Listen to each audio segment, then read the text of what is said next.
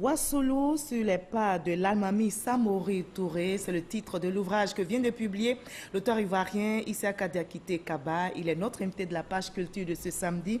On vous retrouve, docteur Diakité. Et d'après les livres d'histoire, Samori Touré est né en 1830 à Maniambaladougou, dans l'actuelle Guinée. Il fut le fondateur de l'Empire Wassoulou, l'empire à cheval entre le Mali, vous allez le confirmer, entre le Mali, la Guinée et la Côte d'Ivoire. Bien sûr. Alors, quelle est la nationalité de l'Almami? Oh, bon,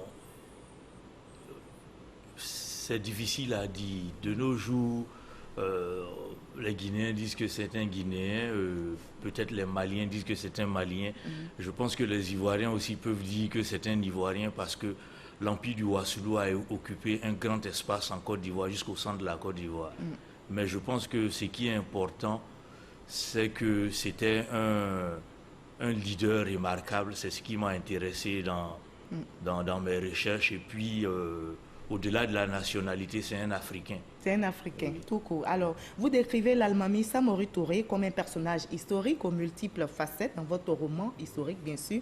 Vous venez d'ailleurs de faire la dédicace de cette œuvre qui a été lue et bien résumée par notre reporter Serge Kolia. On va suivre et en reparler par la suite. Wassoulou, sur les pas de l'Almami Samori Touré, livre 1, est le premier d'une trilogie sur le parcours d'un grand résistant africain. L'auteur Issaka Diakité Kaba s'appuie sur des données historiques pour romancer les aventures de Samori à travers toute l'Afrique. Par l'intermédiaire de Kemen Brément et Morifidian Diabaté, deux fidèles compagnons de l'Almami, l'ouvrage raconte les conquêtes, les combats menés contre le colonisateur. Le mythe, l'épique et la légende sont utilisés avec pour objectif de découvrir le parcours de ce combattant qui a dominé l'Afrique de l'Ouest. Nous apprenons précisément que la question du Wassoulou n'est pas une question spécifique à un État comme le Mali, à un État comme la Guinée, mais bien plus à la Côte d'Ivoire, d'autant plus que Samori a fait le nord-ouest, le centre de la Côte d'Ivoire, en passant par les villes d'Abakala, de Touba et surtout de Marabadiassa. Marabadiassa qui est en plein centre de la Côte d'Ivoire. Les deux autres romans de cette trilogie viendront bientôt compléter ce travail de recherche mené depuis 2015. L'écrivain totalise 9 œuvres. Issaka Diakité est enseignant-chercheur à l'université Félix Houphouët-Boigny et dans des universités aux États-Unis. Voilà, dites-nous, docteur Diakité, qui est Samori au juste? Un résistant ou un conquérant, puisqu'il n'a pas que combattu les Occidentaux? Qu'avez-vous découvert pendant vos recherches? La réponse est difficile à trouver après 3 romans historiques. Je me pose toujours des questions. Je pense que c'est les 3 à la fois. C'est un conquérant qui voulait délimiter un territoire, favoriser le commerce et dominer son environnement. Mais il se trouve que quand les Français venant du Soudan, du Nord, ont essayé de menacer son territoire, il a fallu qu'il se défende. Donc à ce niveau-là, il devient un résistant. Oui. Un farouche résistant. Un farouche résistant, parce que les chroniques coloniales et les Français même qui l'ont combattu ne manquent pas d'éloges à son égard en ce qui concerne sa capacité d'adaptation et sa capacité de résister à leurs agressions. Donc c'est difficile de...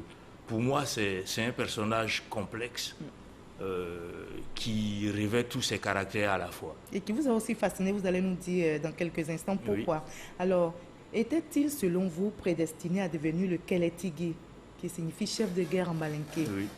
Oh, bon, d'après l'histoire qu'on connaît, sa mère avait été capturée par un clan Cissé et il fallait qu'il essaie de la libérer.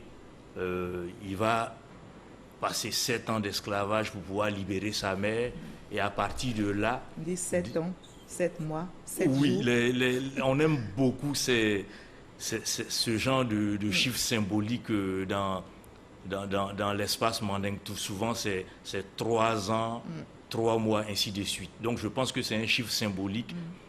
Et quand il a réussi à libérer sa mère, il va se transformer petit à petit en guerrier. Parce qu'il était d'abord commerçant, djoula, Et après l'expérience de la captivité de sa mère, il apprend le métier de la guerre et il se transforme petit à petit lui-même en guerrier.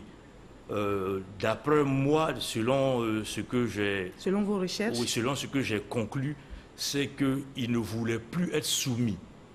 Donc en ces temps-là, pour ne pas être soumis, il fallait maîtriser le métier des armes.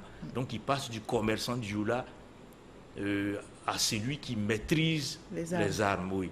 D'accord. Alors, Samori Touré fut sans doute l'adversaire le plus redoutable, comme vous le dites, que les colons eurent à affronter en Afrique de l'Ouest. Dites-nous, d'où tirait-il au juste sa force? Bon, d'abord, pour écrire ce roman historique, il a fallu que je combine l'histoire réelle qu'on a sur Samori et les histoires, les légendes, les épopées qu'on raconte un peu partout sur Samori dans toute l'Afrique de l'Ouest. Chacun a un peu un pan d'histoire de l'Almami. Et donc, je pense que sa capacité... Donc vous avez combiné oralité, vous avez combiné écrit. Texte écrit, c'est ce qui fait la particularité d'un roman historique. Je suis prof de littérature et de lettres, donc je n'ai pas la contrainte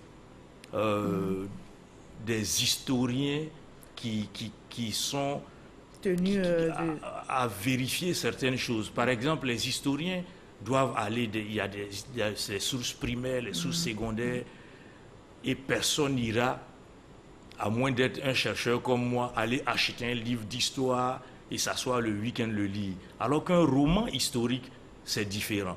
Il faut que je crée, à partir des données historiques, un espace, des dialogues. J'essaie de créer des sentiments. Mais c'est l'histoire, la substance est réelle? Oui, la substance en filigrane, la substance est réelle. D'accord. Mais il faut que je crée des dialogues autour. En fait, des histoires qui vont captiver. Qui vont captiver. Il faut qu'il y ait une histoire, une aventure que quelqu'un découvre en suivant le personnage. D'accord. Alors, Samori Touré a joué un rôle fondamental dans la généralisation de la traite intérieure. Des historiens même, il y a des historiens qui le qualifient d'esclavagiste. Il n'est donc pas un héros pour certains peuples. C'est en cela le personnage est un peu controversé. En Guinée, il peut être considéré comme un personnage historique très important. Un héros. Un héros. Au Mali, différent. En Côte d'Ivoire, un peu différent. Souvent des régions, l'une à côté de l'autre, considèrent le personnage tantôt un héros, tantôt un sanguinaire. D'accord. Donc, qu'est-ce qui vous a fasciné chez lui? Allez-y. Ce qui m'a fasciné, il a pu organiser son espace. Sur le plan de l'éducation, il a vulgarisé l'enseignement islamique. Il a envoyé des imams, des érudits pour encadrer les jeunes. Son nom, l'Almami? Oui, son nom, l'Almami, est un peu controversé aussi parce qu'il y a les grands centres islamiques comme Kankan, comme Kong, ne le considérait pas comme un vrai Almami. Donc, pour revenir à l'organisation de son empire, il y a ce côté éducation, il y a le côté diplomatie. Il réussissait toujours, avant d'attaquer une ville, de créer ce lien diplomatique. Mais en dessous de ce lien diplomatique, il essayait de corrompre l'intérieur de l'espace. Voilà. Alors, docteur Diakité, malheureusement, le temps nous persécute. Oui. Cette dernière question, que retenir? Alors, l'Almami Samori Touré, le héros, le sanguinaire, que retenir? Quelles leçons tirer de sa vie, comme vous le dites, pour penser aujourd'hui, penser P-A-N-S-E-R, oui. Guéri donc, et penser demain? Bon, réfléchir demain. Oui, penser demain, réfléchir demain. Je pense par exemple à sa capacité de s'adapter à l'agression française. Samori va réussir à chercher à reproduire les fusils que les Français avaient, parce qu'ils n'avaient plus accès aux armements du côté de Sierra Leone. Donc il va rassembler les forgerons près d'une montagne aurifère et essayer de fabriquer lui-même des armes. Et pour moi, ça c'est extraordinaire. Il y a 100 ans, il le faisait. De nos jours, on peut essayer de le faire, reproduire les nouvelles technologies. Et il y a des chercheurs qui existent. Merci beaucoup, Dr Diakité. Merci d'avoir été notre invité de la page culture de ce samedi.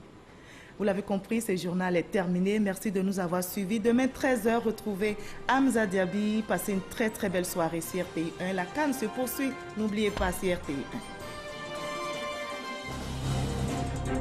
1.